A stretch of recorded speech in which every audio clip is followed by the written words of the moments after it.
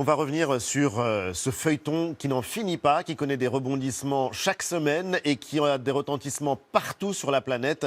Le professeur Raoult, de nouveau, au cœur d'une nouvelle polémique. Oui, revoilà Didier Raoult. Il faut dire qu'il n'est jamais très loin, ce professeur de médecine depuis le début de la crise. L'infectiologue marseillais alimente encore donc le débat cette semaine. C'était mardi, vidéo diffusée sur le site de son institut, l'IHU Méditerranée. Il y affirme notamment que l'épidémie est en train de disparaître. Chiffre à l'appui, enfin qu'elle disparaît à l'échelle de son établissement à Marseille.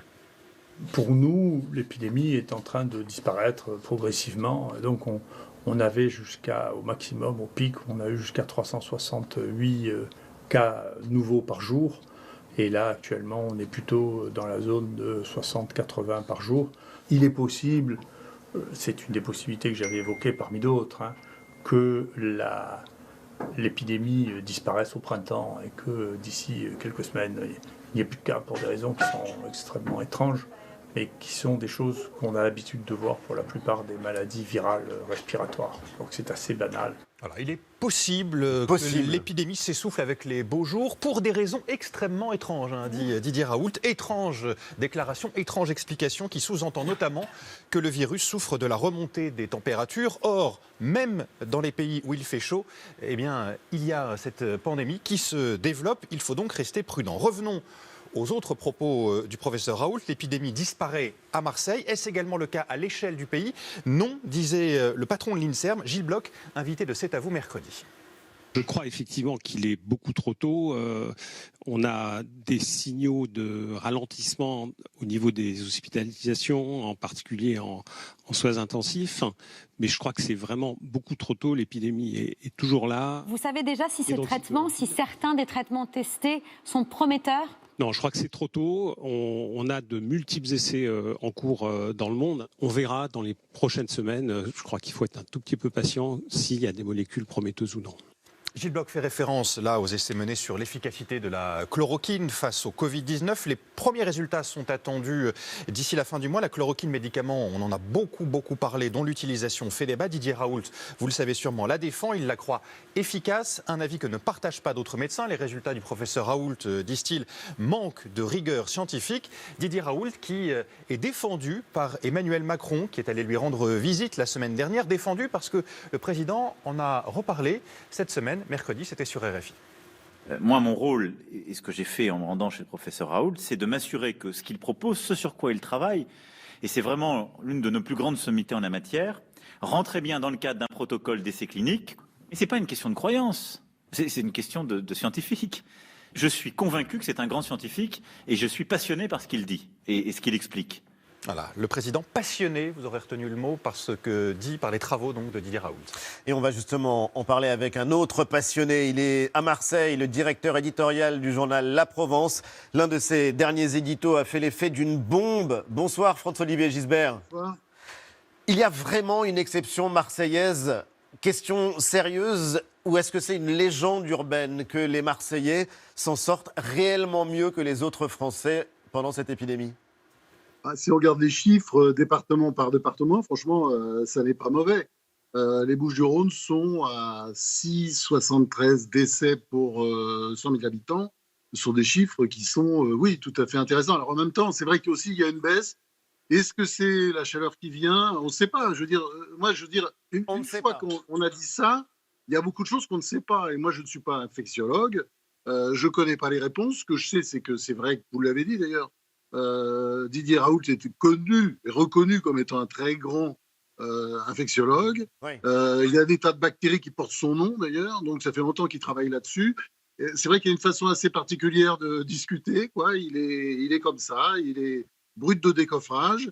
Et puis, c'est aussi le discours qu'il a avec ses camarades scientifiques. J'ai souvent l'impression que lui, il parle en tant que médecin, c'est-à-dire qu'il est là sur le terrain, il est dans son institut, il essaie d'arranger les trucs. Et puis, il y a une espèce de caricature un peu ridicule, parce que politiquement, il y a tout un espèce de courant débile avec Mediapart qui racontait des tas de conneries sur ses opinions politiques. Franchement, moi, je le connais un peu. On ne sait pas ce qu'il est. Il est d'extrême gauche, il est de droite un peu, de gauche. Enfin, je ne sais pas ce qu'il est. Je crois que personne ne sait ce qu'il est. C'est un chercheur. C'est un médecin. Vous avez soutenu le professeur Raoult, vous l'avez décrit, critiqué. J'ai soutenu contre les autres. J'ai soutenu contre la connerie. Justement, François-Olivier Gisbert, laissez-moi terminer ma phrase. Vous verrez que je ne faisais que vous citer. Vous l'avez dit, critiqué par les élites de la capitale, c'est votre expression. Et vous poursuiviez. Pour un peu, on croyait retrouver chez eux un peu de cette haine fébrile des supporters du PSG contre les joueurs de l'OM, les jobastres, point d'exclamation. Oui. Quoi de commun entre ce que nous vivons, ce qui se joue entre Marseille et Paris, et un PSG-OM? Parce que j'étais très choqué par les propos que j'ai entendus sur lui. Alors lui, on peut dire tout ce qu'on veut, on peut parler de son look, on peut parler de cette façon aussi qu'il a parfois d'argumenter, où il peut être très violent et très sommaire, il a un côté très polémique. Mais en même temps, j'ai trouvé que cette façon de le traiter de haut... Alors en même temps, attendez, moi dans cette affaire, je pense qu'il faut respecter tout le monde. Vous savez, la communauté scientifique, quand on regarde les choses, ça fait des décennies qu'ils se bagarrent pour toutes sortes de sujets. Oui. Il y a des gens qui ont des opinions différentes. Je pense qu'on doit aussi l'écouter. Mais il y a des réactions très fortes à Marseille. Vous le savez très bien qu'il y a eu un moment où il n'avait plus le droit à la parole parce qu'un certain nombre de journalistes ont raconté des bêtises sur lui. François-Olivier Gisbert, tout le monde a pris la parole sur ces sujets-là. En revanche, comment expliquer la réaction de nombreux Marseillais? Est-ce que, par exemple, on a vu les supporters de l'OM déplier une immense banderole pour soutenir le professeur Raoult en plein cœur de la ville? Est-ce qu'il y a véritablement une réaction collective, un sentiment d'appartenance qui s'est créé à Marseille autour de cette figure-là? Si je parlais de l'OM, c'est évidemment parce qu'il y a un sentiment d'appartenance à Marseille très fort autour de l'OM, ça c'est sûr. Bon. Et c'est vrai que les attaques d'une telle violence, parce que brusquement on en parlait comme un luluberlu. Alors en plus, en caricaturant son système, puisque c'est vrai qu'il y a d'un côté la chloroquine, mais on oublie toujours le Zitromax. Parce que avec son système de chloroquine, il y a toujours l'antibiotique. D'ailleurs, la grande étude Discovery, c'est bizarre parce que... Nous ne sommes pas médecins, François-Olivier Gisbert, vous l'avez dit. N'entrons pas dans les détails scientifiques. Oui, on va pas rentrer dedans, d'accord. Comme on est à Paris et que vous traitez les élites parisiennes de jobastres, qu'est-ce que ça veut dire, jobastre? Ah, jobastre, ça veut dire connard. C'est une façon un petit peu plus... voilà, mais en gros, c'est un connard. Au moins, les choses sont... On peut le dire comme ça, mais connard, on n'écrit pas ça dans les journaux. Et jobastre, voilà, c'est une formule d'ici, mais il y a d'autres formules pour dire connard, parce que les Marseillais ont beaucoup de formules de ce genre, oui, c'est vrai. Ça, c'est vrai, ils sont une belle spécialisés, imagination. vous savez, ils sont spécialisés dans l'invention de mots. Alors, je ne vais pas vous parler, je ne vais pas vous citer tous ces mots-là, mais il y en a des horribles qui sont à peine prononçables. Est-ce que vous avez le sentiment d'avoir engagé votre journal La Provence en prenant parti, alors même que nous n'avons toujours pas les éléments médicaux ou scientifiques qui permettraient de juger du travail du professeur Raoult? Alors c'est là qu'il y a quand même une incompréhension, cher camarade, c'est que je ne prends pas parti parce que je ne suis pas spécialiste.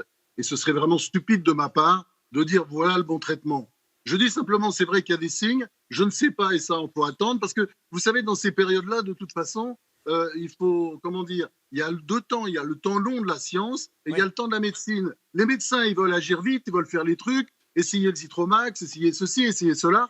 Et puis de l'autre côté, il y a les scientifiques derrière qui arrivent avec leurs études. Et c'est les études qui nous diront les choses. Non, moi ce que j'ai voulu dire simplement, c'est qu'à un moment donné, respectons les uns, respectons les autres, respectons-nous un peu. L'histoire n'est pas finie, et en tout cas ça c'est vrai qu'il parle cru, mais je remarque aussi que beaucoup en face de lui ont parlé cru, y compris dans la communauté scientifique. Donc voilà. Et ça vous arrive tout aussi, le monde. François-Olivier Gisbert, de parler cru et de parler Écoutons fort. tout le monde. Mais merci en tout cas d'avoir répondu à nos questions. Un grand salut à Marseille depuis Paris. Merci. Il n'y a pas de rivalité, il n'y a que de l'amour. Merci en tout cas, François-Olivier Gisbert. Pas trop de Paris, non, c'est pas vrai. De Paris notre n'aime part, pas beaucoup il n'y a que de l'amour. Non. Et vous avez suffisamment je longtemps vécu à Paris pour ne pas vous réinventer aussi rapidement, François-Olivier Gisbert. Non, j'ai beaucoup vécu en Normandie et en Provence, dans le Vaucluse. Merci François-Olivier Gisbert.